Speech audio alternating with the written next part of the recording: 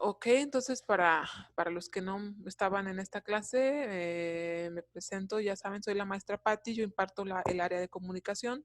Los temas que estamos viendo en general pertenecen al área de comunicación, que es una de las 5 áreas de Ceneval, y que se aplica en la segunda fase de tu examen Ceneval, bachillerato, a nivel bachillerato. Es el turno de la tarde, todo tiene que ver con comunicación. Entonces, el tema del día de hoy, chicos, son elementos de análisis en los textos o también conocidos como tropos o elementos de composición y adorno.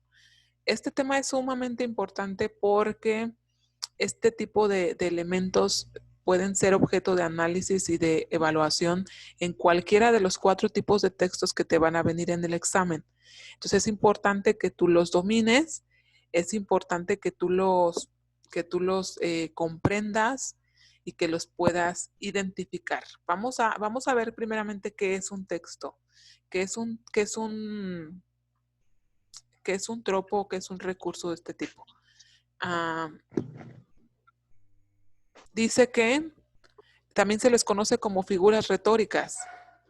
Son recursos o elementos de apoyo lingüístico que utiliza un autor para embellecer la palabra, para explicarla o para complicarla. Mucho ojo en esta definición. ¿Para qué usan los autores los tropos o estos recursos, estas figuras? Para embellecer la palabra. Entonces, en el tipo de texto que más comúnmente los vamos a encontrar va a ser en el texto literario. Recuerden que dentro de los 3 géneros literarios eh, tenemos a la épica, a la lírica y a la dramática. Este tipo de recursos son todavía más empleados en la lírica que en la épica y en la dramática. No obstante, pueden estar presentes incluso en los demás tipos de textos, en el científico, en el icónico verbal, lo vamos a encontrar muy a menudo, muy frecuentemente, e incluso también en el texto argumentativo. Entonces, es importante que tú los domines porque te los pongan donde te los pongan, tú los vas a saber identificar, ¿sí? Entonces, la primera intención de un autor al utilizar un tropo es que la palabra sea bella, ¿sí?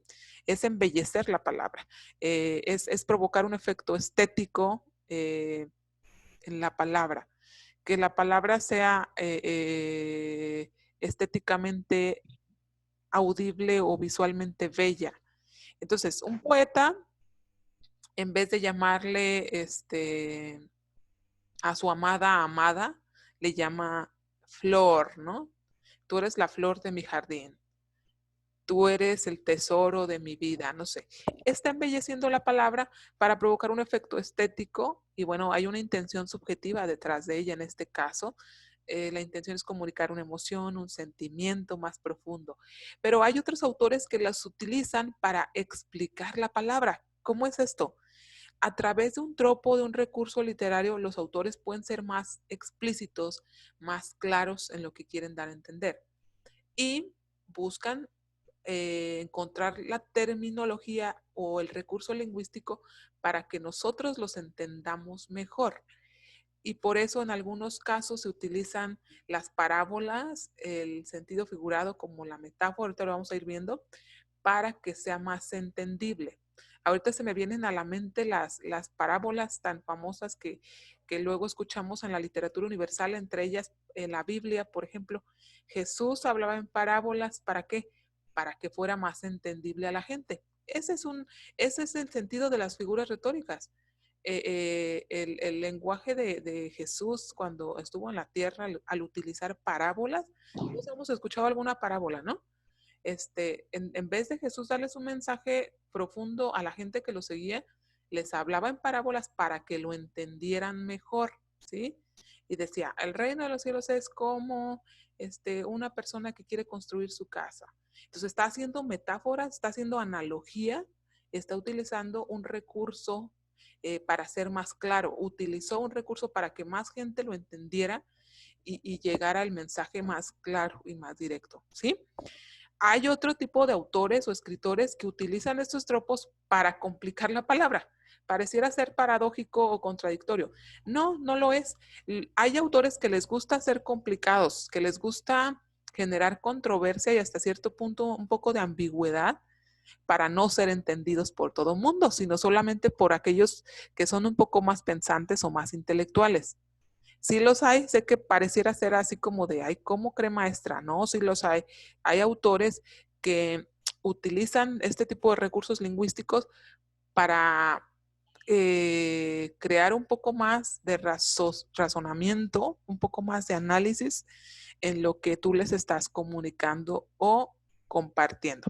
Y su objetivo es ser entendidos por aquellos de cierto escrutinio, de cierto raciocinio, de cierto nivel cognitivo, por así decirlo, ¿verdad? Entonces, tú tienes que saber identificarlas y entender la intención por la cual el autor las está poniendo. Obviamente, Jesús las usó en un sentido diferente que las usaría un poeta, que las usaría Sor Juana Inés de la Cruz, una metáfora, una comparación, son en sentidos diferentes, son en formas e intenciones diferentes. O, por ejemplo, cuando, no sé, por ejemplo, Emmanuel Kant hace una comparativa de la sociedad con no sé, con una guerra, ¿no? Él está utilizando este tipo de recursos con otra intención diferente. Entonces, eso es bien importante y es el punto de partida para que entendamos el sentido de las metáforas, ¿sí? Pocas veces los autores las utilizan sin intención o accidentalmente, no. Son pensadas, planeadas, son intencionales, ¿ok? Bueno, entonces hoy nos vamos a enfocar en 10 de estos tropos o de 10 de estos recursos. Hay muchísimos más y voy a tratar de ser muy concreta porque son 10, se me hacen muchos, pero vamos a tratar de explicar esos que luego nos vienen en las guías de Ceneval y que pueden venirles en el examen Ceneval, que es lo que nos compete en esta mañana o en este día revisar.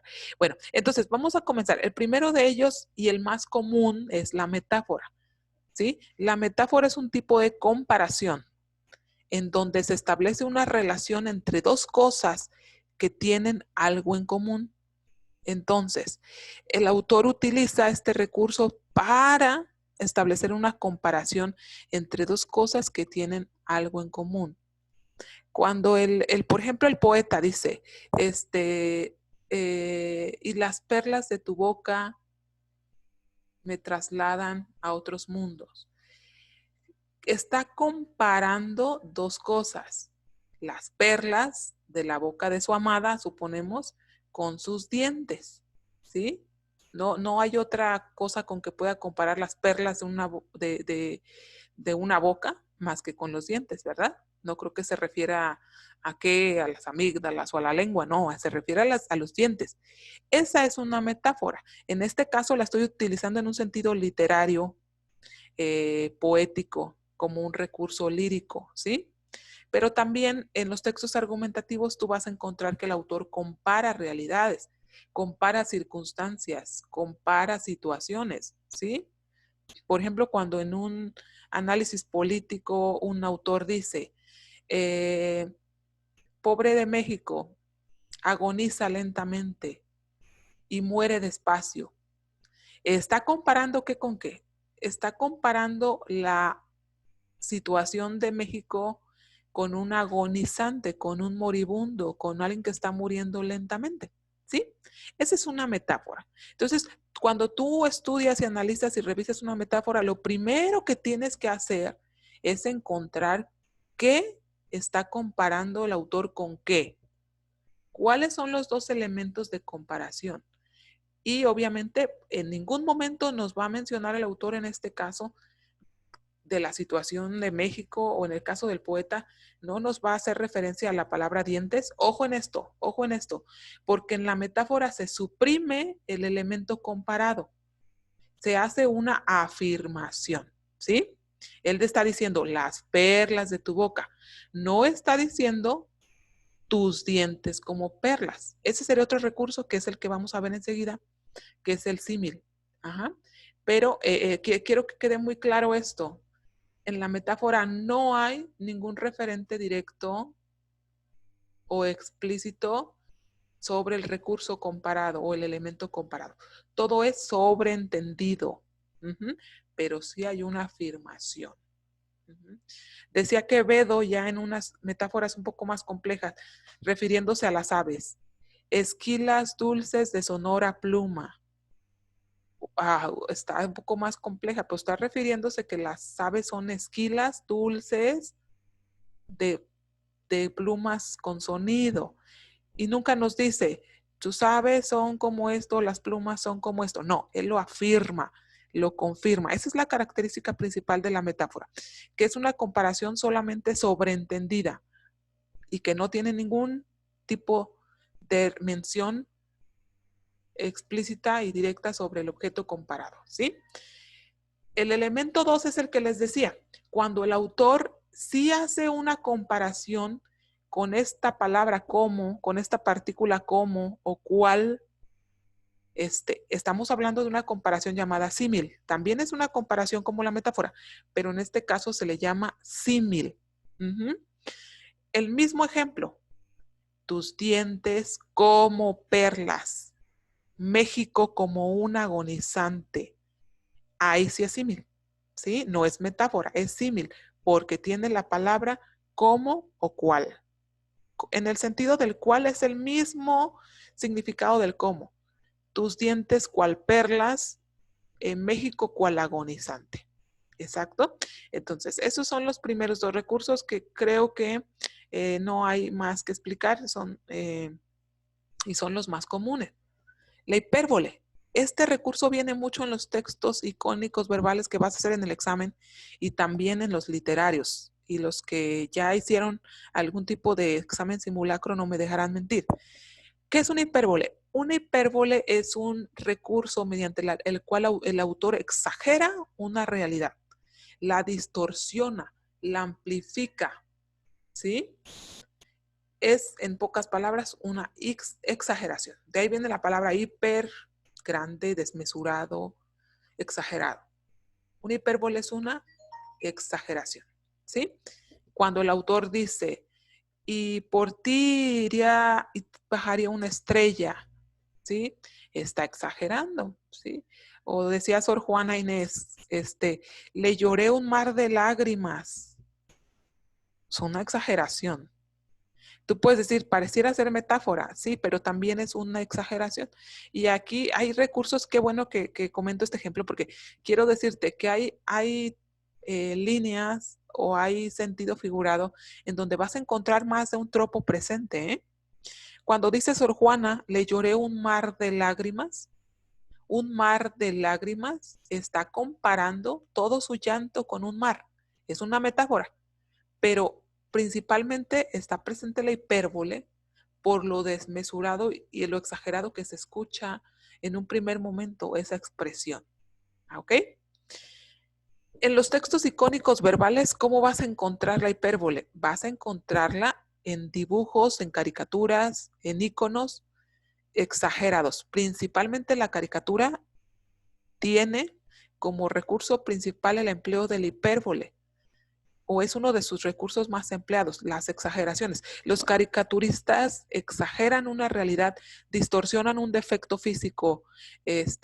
Por ejemplo, nos pintaban a Fox demasiado bigotón, demasiado con unas botas enormes, un gorro. eh, en el caso de Peña Nieto, su copetazo, sus orejotas, sus oídotes, ¿no? Y en el caso de nuestro actual presidente de la República, pues ustedes saben cómo nos lo retratan los medios. Es una exageración y es muy común que la encuentres en los textos icónicos con más presencia en este caso que los demás. La 4, personificación o prosopopeya. ¿De qué trata esto?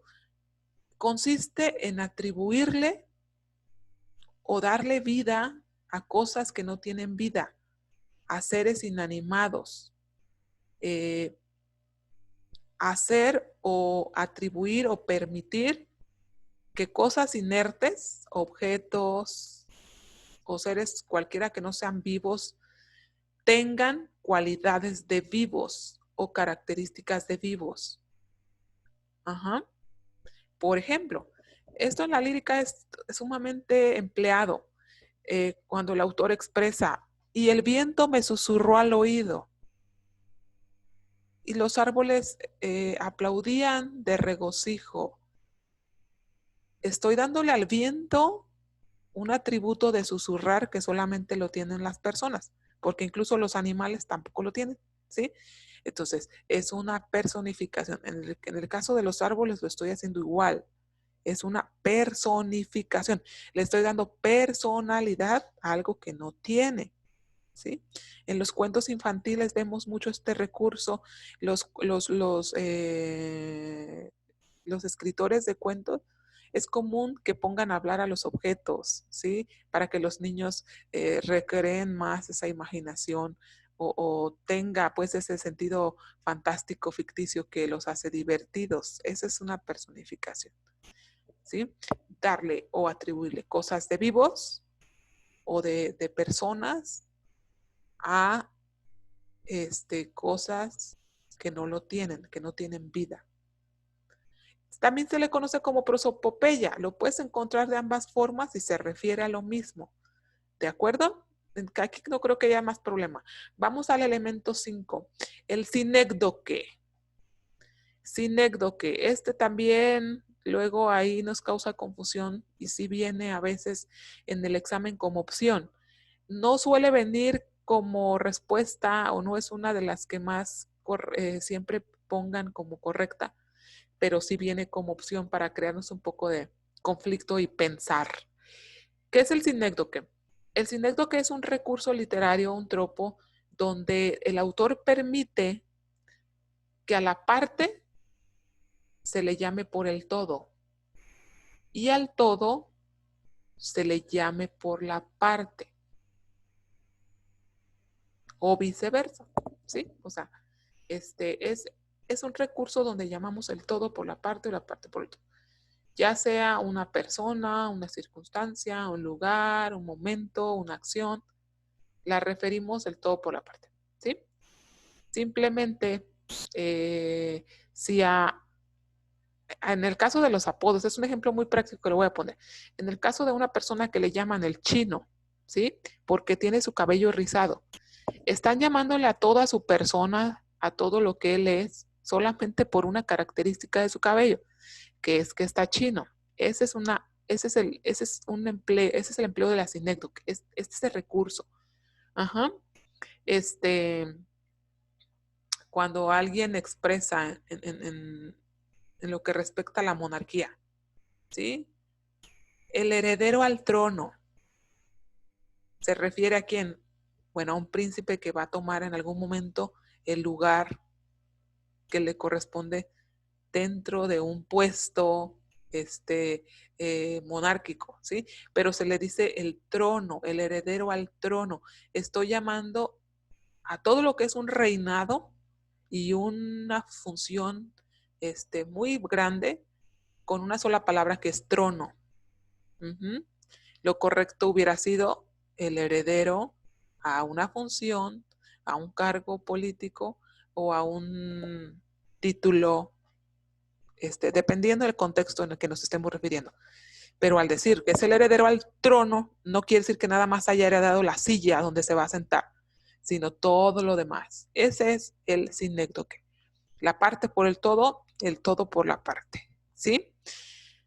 Vamos a ir rápidamente con el otro que es muy parecido en la metonimia y donde nos puede a veces causar confusión, por eso los traté juntos para aclarar de una vez el punto. En la metonimia vamos a designar a una cosa con el nombre de otra, ¿sí?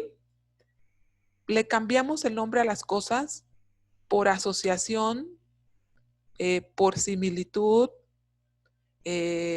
o simplemente porque le queremos cambiar el nombre, no sé por qué razón, ¿sí? Entonces,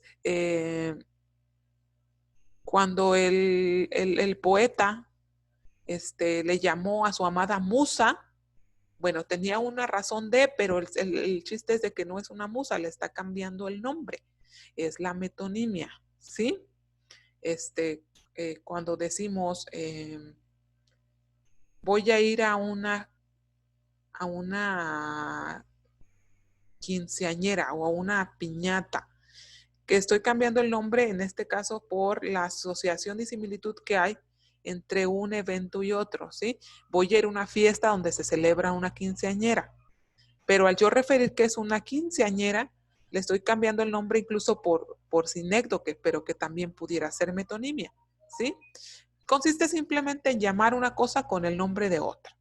Le cambio el nombre y no sabemos ni por qué. En el caso de los apodos, volviendo al mismo ejemplo, en la metonimia, hay personas que les llaman de un modo que no sabes tú ni por qué le llaman así, ¿verdad?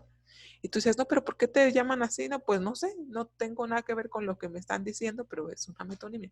Cambiarle el nombre a las cosas, ¿sí?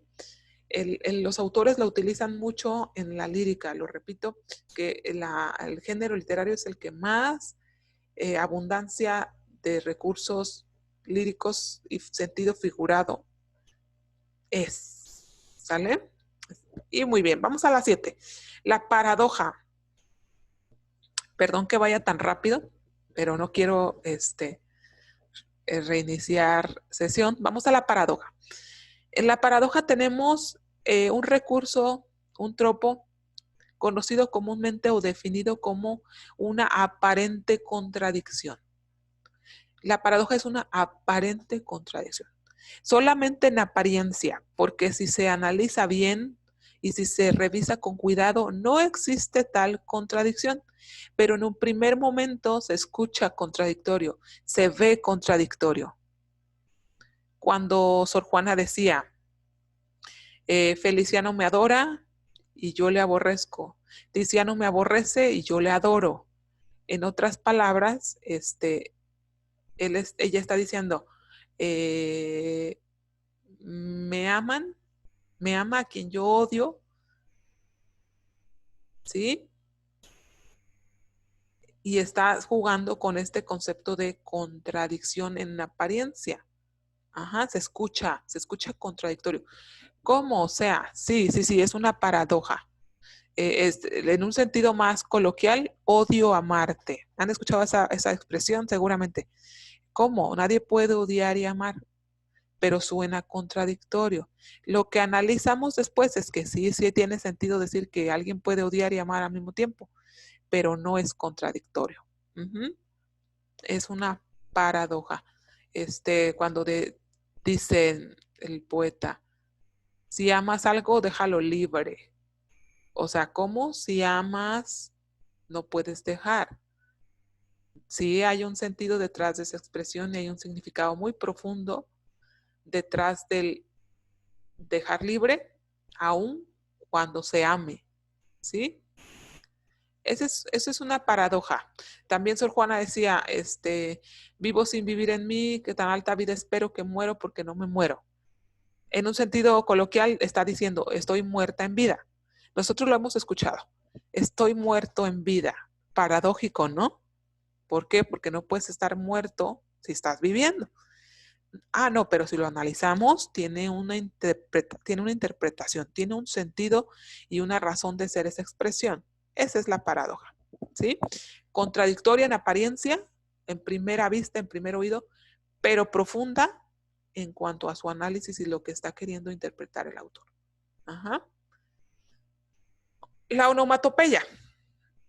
La onomatopeya consiste en referirnos a las cosas, a los objetos, a las personas o a los animales en algún punto muy específico por el sonido que emiten y no por el nombre de ellos, ¿sí? Es referirnos a las cosas por su sonido, y no por su nombre. Esto lo utilizamos mucho, por ejemplo, en la literatura infantil, que ustedes, obviamente están en un nivel de literatura mucho más profundo, pero lo pongo como ejemplo para que sea claro. Cuando un autor, en vez de mencionar a un pájaro, pone en un cuento el sonido del pájaro, ¿no? O del pollo, el pío pío, ahí viene el tren, el pupú, y Y en el caso de los textos icónicos verbales es muy común que en vez de mencionar y se escuchó un golpe, más bien trate de representar el caricaturista el pum del golpe, ¿no? Y pone asteriscos, pone signos de interrogación, pone muchos iconos que representen un golpe, pero nunca dijo que era un golpe. Igualmente,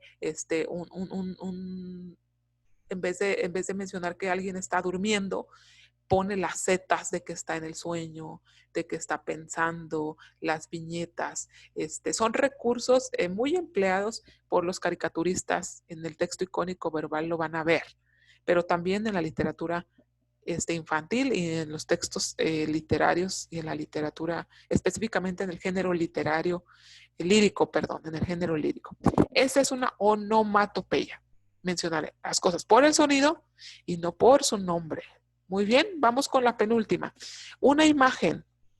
Una imagen es una representación que va dirigida a los sentidos. Una imagen es un ejemplo que va dirigido a los sentidos. Los autores los utilizan para ser más claros. Este es el objetivo principal de este tipo de recurso. En la literatura hebrea, específicamente contenida en la Biblia, en Cantar de los Cantares, por ejemplo, el escritor de ese libro, que se cree que fue el rey David, utiliza demasiado este tipo de recurso. Cuando dice, novia mía, bajo tu lengua hay miel y también leche.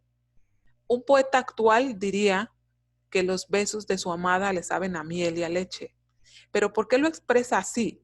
Para que sea más claro, ¿sí? Y tú puedes decir, es que es una metáfora. No, más que una comparación, él quiere que tú imagines o te quiere dar a entender cómo le saben los besos de su amada. Le saben a miel, le saben a leche. Esa es una imagen, en este caso, una imagen gustativa. Este tipo de recursos van dirigidos a los sentidos y particularmente siempre se enfoca en uno. En este caso es una imagen gustativa, ¿sí? Pero cuando alguien dice el perfume de tu aliento, es una imagen olfativa, ¿sí? Y en Tlatelolco corrió un mar de sangre. Es una metáfora, pero también es una imagen visual, porque al tú ver un mar de sangre, estás imaginando ese escenario visualmente. No te imaginas cómo huele, no te imaginas cómo sabe o cómo se escucha ahí, te imaginas cómo se ve. Ajá. Cuando hay una imagen que va dirigida a más de un sentido, se le llama sinestesia o sinestésica. Es una imagen sinestésica que va dirigida a más de un sentido, ¿sí? En el caso de otro ejemplo, y en el metro una lluvia de axilas. Ok, es una imagen olfativa y también visual, porque la lluvia de axilas la puedes ver y la puedes oler. Es una sinestesia, ¿ok? Termino con el punto número 10. Juego de contrarios. En el autor juega con conceptos polares. Alto, bajo, cielo, infierno, bueno, malo, feo, bonito. Así de simple. Conceptos o